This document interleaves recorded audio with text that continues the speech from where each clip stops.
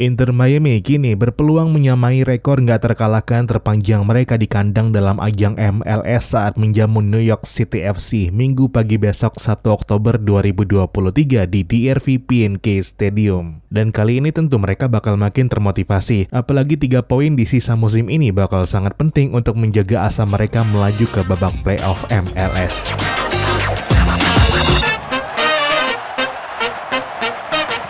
Halo dan selamat datang kembali di Papa Bola. Inter Miami alias The Herons bakal bermain di laga ini setelah sebelumnya imbang 1-1 dengan Orlando City dalam ajang MLS yang membuat mereka masih tertinggal 5 poin dari zona playoff di wilayah timur. Sementara New York City FC alias The Boys in Blue naik masuk ke zona playoff berkat kemenangan 3-0 mereka atas Toronto. Situasi Miami makin runyam karena di laga terakhir mereka juga baru saja menelan kekalahan 2-1 dari Houston Dynamo di final US Open Cup. Meskipun setidaknya kini mereka bisa fokus sepenuhnya dengan perebutan tiket playoff MLS. Sejak mendatangkan Lionel Messi, Sergio Busquets, dan Jordi Alba, Inter Miami telah menjelma dari tim terburuk di Amerika Serikat menjadi pemenang Piala Liga. Namun untuk lolos ke babak playoff MLS, mereka masih dihadapkan bukit yang begitu curam. Miami berada di urutan kedua terbawah di wilayah timur, di bawah 5 tim yang juga memperebutkan tiket ke babak playoff dengan hanya 5 pertandingan tersisa untuk Miami. Miami sendiri belum pernah kalah dalam pertandingan kandang MLS sejak Tata Martino mengambil alih kursi pelatih, di mana mereka memenangkan 2 pertandingan domestik terakhir yang dimainkan di DRV PNK Stadium dan hanya kebobolan 1 kali dari 3 pertandingan liga sebelumnya di Fort Lauderdale.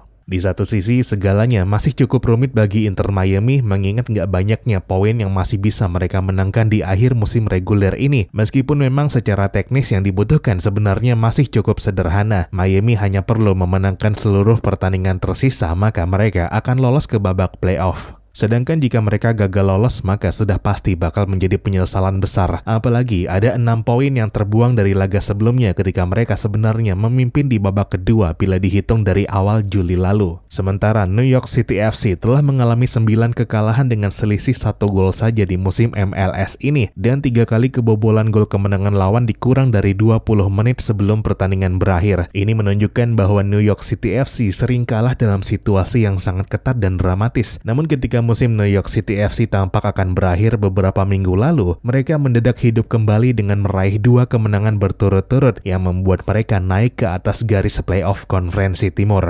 New York City FC telah mencatatkan 3 clean sheet berturut-turut di MLS. Mereka juga hanya kebobolan 1 gol dalam 5 pertandingan kandang terakhir mereka. Hasilnya, anak asuh Nick Cushing tersebut kini memegang kendali atas nasib playoff mereka, di mana saat ini mereka berada 1 poin di atas DC United dari posisi terakhir zona playoff. Meskipun 2 dari 3 pertandingan terakhir mereka musim ini bakal dilangsungkan di luar kandang. New York City FC hanya meraih kemenangan dari 1 pertandingan tandang di musim reguler 2023, yakni kemenangan 1-0 di CF Montreal. Mereka juga menyiapkan 3 keunggulan di babak kedua, hilang begitu saja di laga tandang dan harus kehilangan 6 poin dari 3 pertandingan tersebut. Mereka juga kebobolan sepasang gol penyeimbang di menit injury time. New York City FC juga gagal mencetak gol dalam 6 pertandingan tandang musim ini dan hanya bisa mencetak gol beberapa dalam 2 pertandingan tandang 2023. Meskipun mereka juga memenangkan 7 dari 8 pertemuan sebelumnya melawan Miami di semua kompetisi, dengan satu-satunya kekalahan mereka terjadi pada pertandingan di ajang yang sama tahun lalu dengan skor 3-2. Dan kali ini mereka bakal berhitung apakah Miami bakal turun dengan kekuatan terbaiknya atau tidak. 2 dari 3 rekrutan besar mereka di musim panas lalu, Lionel Messi dan Jordi Alba, absen di final Piala AS terbuka. Dan status mereka masih belum pasti akhir pekan ini. Sedangkan nama besar lainnya, Sergio Busquets, bermain penuh 90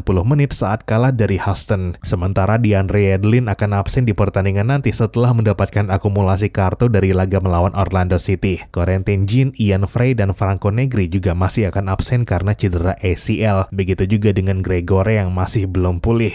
Dengan belum pastinya status sejumlah pemain penting, Facundo Farias pun bakal kembali mencuat sebagai andalan. Anak muda dari Argentina tersebut membuat kontribusi gol dalam 3 pertandingan kandang terakhirnya di semua kompetisi. Dia juga memberi assist kepada Josef Martinez untuk mencetak gol hiburan dalam kekalahan mereka di final Piala AS terbuka kemarin. Farias adalah salah satu dari 4 pencetak gol Miami dalam pertandingan MLS mereka sebelumnya di stadion DRV PNK selain Robert Taylor dan Benjamin Cremaschi. Sementara New York City FC tidak akan diperkuat Maxi Morales di sisa musim ini setelah dia mengalami cedera ACL kanan saat bermain imbang 1-1 melawan Vancouver Whitecaps. Keaton Parks juga absen di laga sebelumnya karena cedera pergelangan kaki, sedangkan Richie Ledesma terpaksa absen karena skorsing. Dalam pertemuan mereka sebelumnya dengan The Herons musim ini, gol bunuh diri dari Christopher McVey memberi New York City FC kemenangan 1-0. Namun kali ini kekuatan Miami sudah jauh berbeda.